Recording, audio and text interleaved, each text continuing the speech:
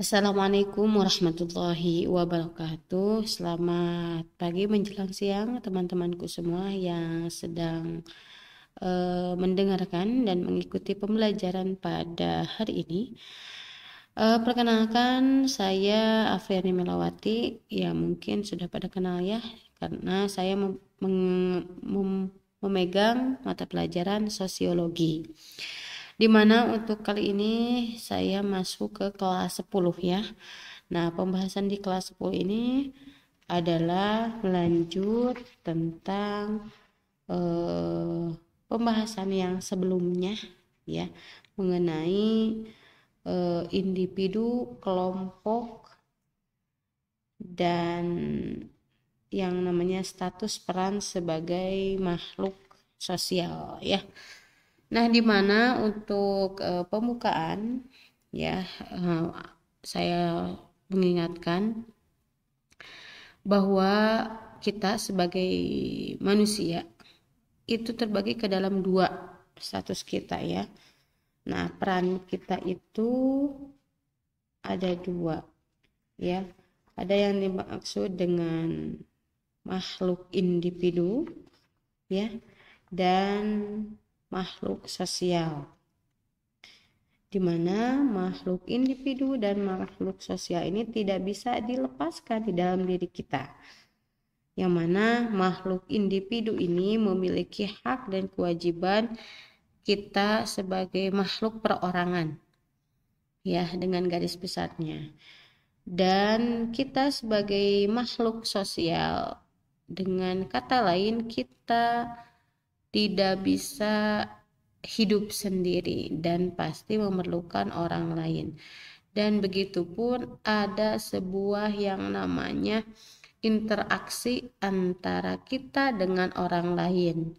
Makanya kita juga disebut dengan makhluk sosial atau makhluk yang seharusnya untuk mampu bersosialisasi gitu ya. Nah, untuk kali ini bagi Anda yang berada di kelas 10, nah karena kita memiliki jiwa makhluk sosial dan makhluk individu, tentunya kita tidak akan terlepas dari yang namanya interaksi ya. Nah, kita bahas satu persatu apa itu interaksi. Nah, interaksi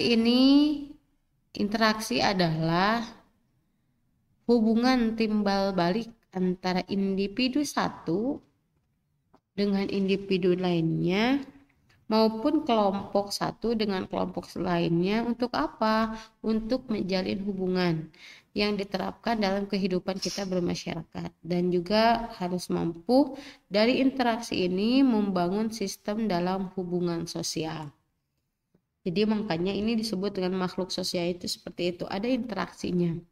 Kenapa? Karena kita untuk menjalin hubungan dengan manusia lainnya, betul, membangun sistem dalam hubungan sosial dengan kelompok lainnya, dengan individu lainnya, dengan kelompok lainnya.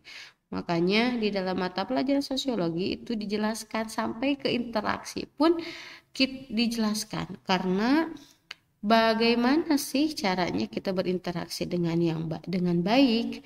Artinya interaksi itu semuanya akan mengalami dan perlu.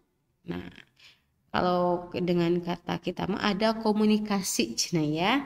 Nah, itu ada komunikasi, ada interaksi. Baik, kita lanjut. Nah, kenapa sih syaratnya apa saja? Syarat berinteraksi sosial itu ada dua. Satu, kontak sosial.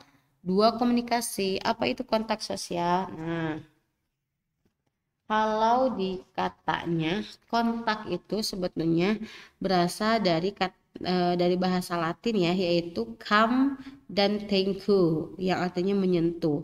Jadi kontak memiliki makna bersama-sama menyentuh, atau dengan kata lain kalau kita mau bersalaman ya. bersalaman. Nah, dari kontak sosial ini tidak hanya interaksi melalui tatap muka saja atau bersalaman atau bersentuhan tangan dan juga yang lainnya.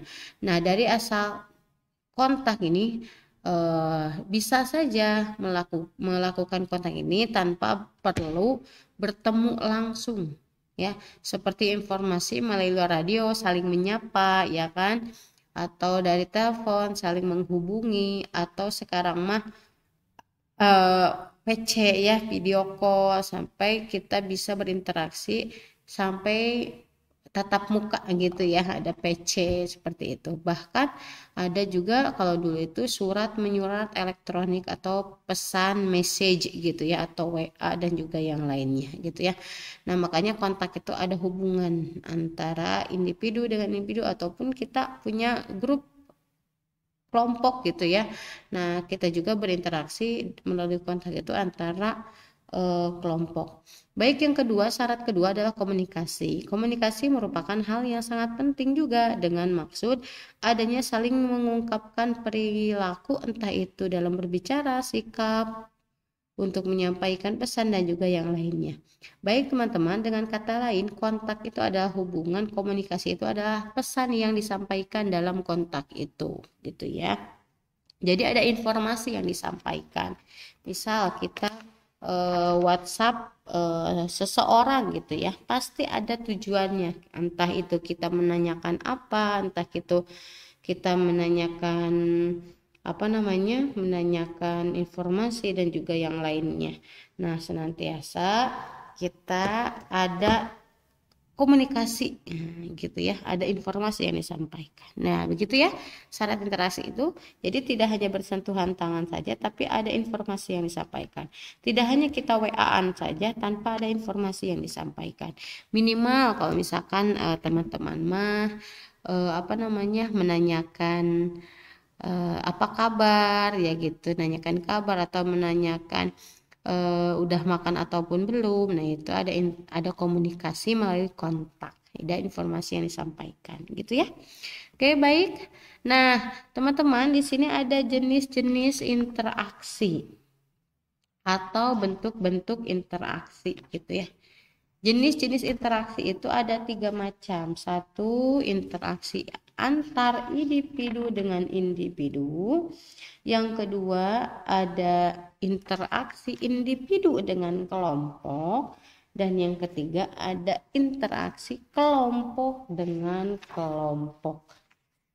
Jadi ada 3 jenis atau 3 macam interaksi itu. Bisa kita kasih contoh interaksi individu dengan individu. Nah, Anda si A, misalkan si A itu sedang curhat dengan si B, dan si B menanggapi curhatan si A, itu contohnya ya.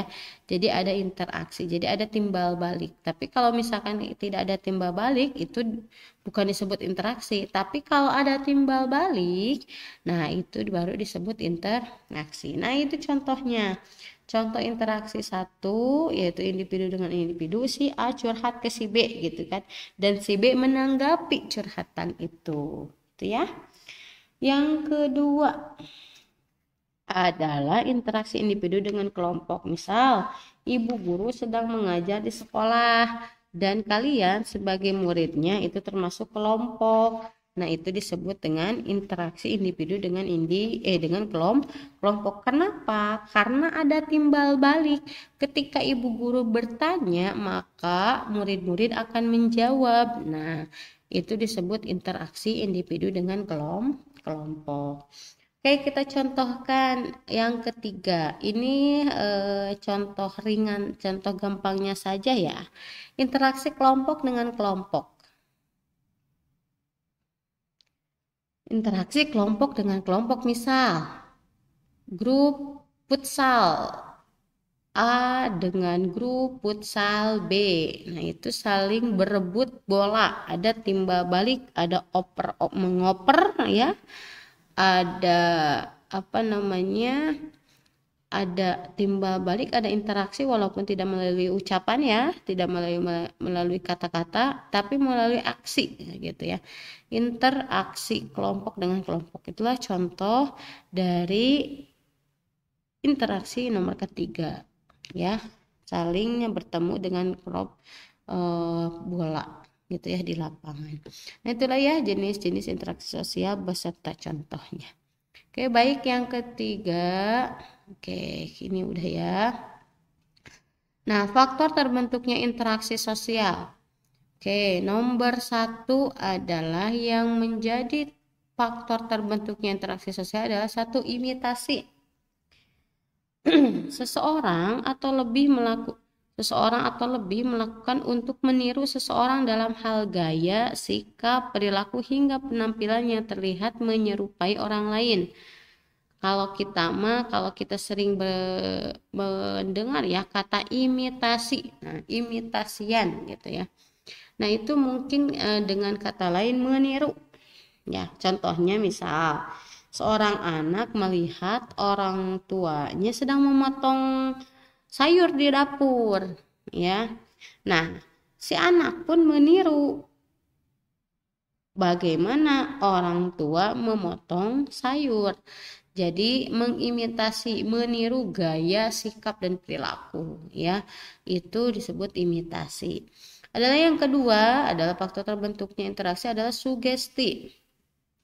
Seseorang yang terpengaruh karena adanya suatu dorongan yang diberikan orang lain dengan beberapa cara tertentu untuk melaksanakan sesuatu.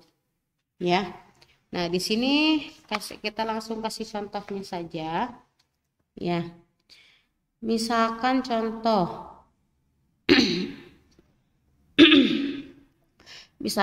kita kan pernah ke dokter ya. Nah, kita pernah ke dokter, kita diperintahkan untuk minum obat 3 kali sehari supaya sembuh misalkan. Otomatis kita akan percaya kepada dokter karena memang perkataan itu keluar dari mulut orang yang sudah ahli. Orang yang ahlinya pasti kita percaya dibanding mulut yang keluar dari orang yang bukan bidangnya. Nah, pasti akan terpercaya. Nah, itu disebut sugesti. Ada contoh lain juga. Contoh karismatik ya, orang yang berwibawa atau berpengaruh terhadap masyarakatnya. Misal, contoh pemimpin agama atau guru agama ya. Guru agama misalkan disuruh untuk memberikan ceramah dan juga yang lainnya. Pasti kita akan percaya langsung karena itu keluar dari mulutnya orang yang ahli dalam agama. Ya, makanya dari itu disebut sugesti dan itu pun akan berdampak kepada kita ya untuk berinteraksi. Oke, yang ketiga, faktor terbentuknya interaksi yang ketiga adalah identifikasi. Apa itu identifikasi? Yaitu suatu pemberian tanda ciri khas sehingga sebenarnya itu berkaitan dengan imitasi. Nah, ini memang berkaitan dengan imitasi ya. Dengan keinginan yang serupa dengan orang lain. Ini berhubungan dengan imitasi. Tapi apa bedanya sih imitasi dengan identifikasi? Nah, teman-teman, satu, imitasi itu hanya meniru saja. Ya. Dia hanya meniru gaya orang lain, meniru saja. Misalkan kita suka kepada artis Korea ya. Nah, kita meniru gaya stylenya saja. Gayanya, gaya bicaranya, sikapnya gitu ya. Tetapi identifikasi yaitu hal yang menginginkan kita itu memang sama kayak dia gitu. Mukanya pengen sama kayak artis Korea misal gitu ya.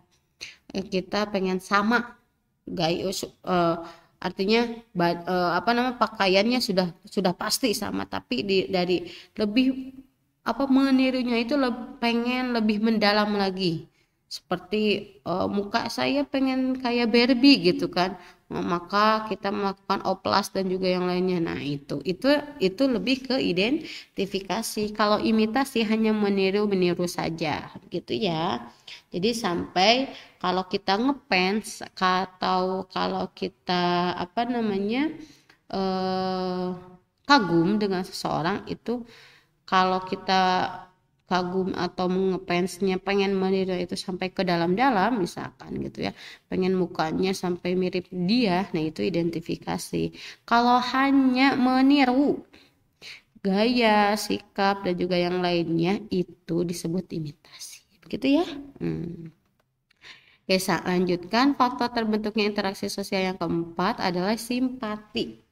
Nah, bukan kartu ya. Nah, simpati di sini adalah bagaimana kita memperlihatkan sikap akan rasa tertarik pada sesuatu hal sehingga menimbulkan aksi. Nah, apa sih contohnya? Kita lanjut ke contoh aja. Contohnya misalkan seseorang yang divonis terkena COVID-19 misal, ya. Nah, ini contoh dari simpati. Keluarga dan teman-temannya bersimpati dengan cara mendoakan orang tersebut agar lekas sembuh. Nah, itu simpati. Jadi itu ya apa namanya bersimpati lah gitu ya terhadap apa yang sedang orang lain rasakan begitu ya. Nah, kita lanjut ke empati. Empati ini merupakan penunjukan sikap atau rasa kepada orang lain baik itu sedang bahagia maupun sedang sedih. Nah, kita kasih contoh saja. Misalkan seseorang sedang berduka cita ditinggalkan oleh seorang suaminya. Suaminya itu meninggalkan dia selama apa namanya? Meninggalkan dia selamanya gitu ya. Artinya dia itu sedang mempunyai rasa empati. Gimana rasanya? Dia menghampiri orang yang sedang berduka, dia memberikan semangat, dia meredam kesedihannya itu sampai-sampai dia juga menangis gitu ya, merasakan apa yang dia rasakan kehilangan seseorang yang dia cintai gitu ya. Nah, itu berempati. Jadi merasa perasaan yang sama dengan orang yang mengalami begitu ya. Maka sehingga efeknya itu atau misalkan lebih terasa gitu ya. Kita bayangkan kalau kita ada di posisi mereka gitu ya. Nah, itu contoh dari empati. Jadi inilah ya. Jadi kurang lebih ada 5 faktor terbentuknya interaksi sosial. Baik, selanjutnya ada dampak positif. Nah, dari interaksi. Nah, jadi teman-teman, interaksi itu ada dampaknya. Kalau kita berbicara dengan sopan ataupun dengan kurang baik, itu ada efeknya. Efek itu ada dampak ya. Dampak, ini dampak positif dari interaksi. Satu, dari interaksi itu kita mampu dan dapat meningkatkan solidaritas, kebersamaan, dan memperkuat ikatan sosial. Ya. Nah, itu dampak positif. Yang kedua adalah kita mampu untuk memperluas jaringan sosial. Karena interaksi yang bagus teh, yang positif teh gitu ya.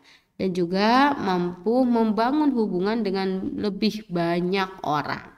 Jadi kalau kita interaksinya bagus, interaksinya baik ya, maka itu hubungan kita akan lebih baik juga ya, dengan apalagi kalau kita berinteraksi baik dengan banyak orang gitu ya. Dan selanjutnya dampak positif dari interaksi adalah meningkatkan pengembangan diri, belajar dari interaksi dengan orang lain. Nah, mungkin di teman-teman semua pernah ya memiliki teman dari misalkan dari Jakarta yang bahasanya misalkan sudah pakai bahasa Indonesia yang gaul gitu kan. Mungkin kamu juga punya teman yang berada di kampung yang mungkin berbicara bahasanya Sunda misalkan. Nah, kalau kita banyak interaksi artinya banyak teman ya. Nah, maka kita mampu belajar berinteraksi. Nah, kira-kira interaksi seperti ini bagus enggak, baik enggak? Jangan sampai interaksi kita itu berdampak negatif ya. Makanya kalau orang yang banyak berinteraksi itu insya Allah akan banyak pula banyak pula temannya, banyak pula banyak temannya, banyak gaul gitu kan. maka banyak juga hal-hal yang dapat kita pelajari. Selanjutnya, nah itu ya, jadi makanya kita harus bisa berinteraksi dan baik-baik dalam berinteraksi gitu ya. Selanjutnya kita akan melanjutkan. Oke, nah ini sebaliknya dampak negatif dari interaksi sosial. Nah, kalau interaksi kita negatif atau buruk lah ya, maka itu akan mendatangkan konflik dan ketegangan.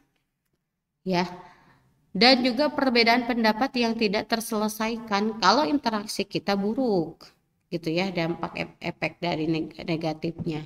Yang kedua, kita akan mengalami atau mereka akan mengalami diskriminasi, nah, atau perlakuan tidak adil berdasarkan perbedaan tertentu. Misalkan orang kampung gitu kan, maka kalau kita interaksinya buruk maka kita akan mengalami yang namanya diskriminasi ya. Makanya kalau kita orang kota atau misalkan orang kampung gitu kan, harus mampu bisa berinteraksi dengan baik.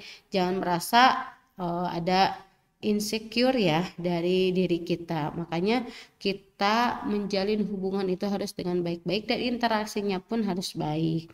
Sehingga tidak ada yang namanya diskriminasi gitu ya. Selanjutnya, pengaruh negatif.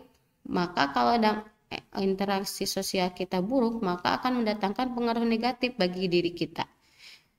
Baik tindakan ataupun sikap yang merugikan individu atau kelompok, ya. Jadi kalau interaksi kita buruk, maka ke dalam diri kitanya pun akan buruk.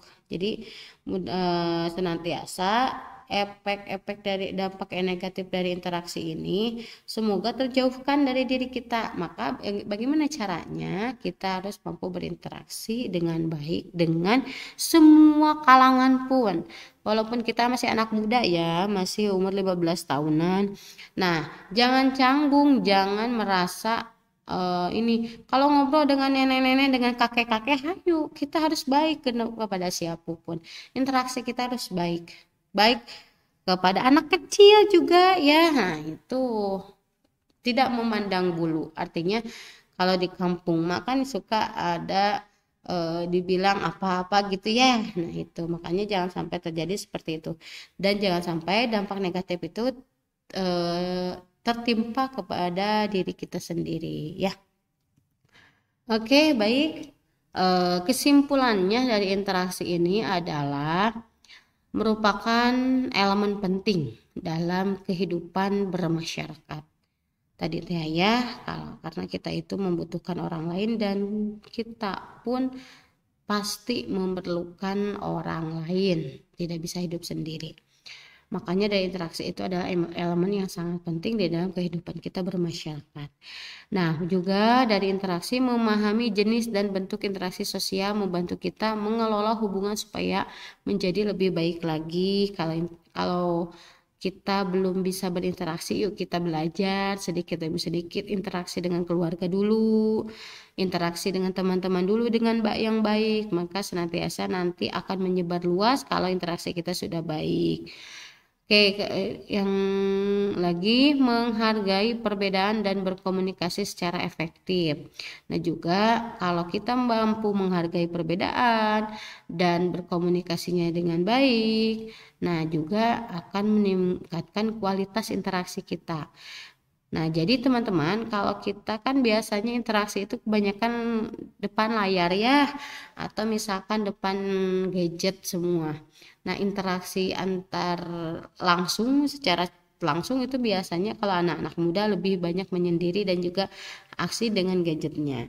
Nah, interaksi pun baik langsung ataupun tidak langsung itu sangat diperlukan. Karena kalau misalkan lewat gadget saja, interaksi itu tidak akan tidak akan terdengar nada bicaranya misalkan gitu ya, atau misalnya walaupun ada VN juga ya. Nah, itu biasanya interaksi secara langsung yang lebih efektif dalam berkomunikasi, minimal dengan keluarga dulu, dengan tetangga, dengan teman sebaya, dan juga yang lainnya. Jangan sampai interaksi kita jangan sampai dicap buruk ya. Oh, saya mah gitu kan ya bahasanya. Nah, itu jangan sampai terjadi kepada kita semua gitu ya. Mudah-mudahan pembelajaran kita kali ini bisa dimanfaatkan dan bisa diamalkan, dipraktekkan langsung, karena yang namanya sosiologi itu tidak praktek di kelas tapi prakteknya di lapangan masing-masing ya. Semoga interaksi kita yang kurang baik bisa diperbaiki lebih baik lagi, karena apa, interaksi itu adalah elemen yang paling penting dalam kehidupan bermasyarakat. Baik, saya Afria Melawati undur diri. Mohon maaf bila banyak salah-salah kata, dan jangan lupa tugasnya dikerjakan di kolom tugas ya yang ada di classroom. Jangan lupa juga soalnya dikerjakan dan kirim kembali kepada saya gitu ya. Oke, baik, saya akhiri aja. Akhirul kalam. Wassalamualaikum warahmatullahi wabarakatuh.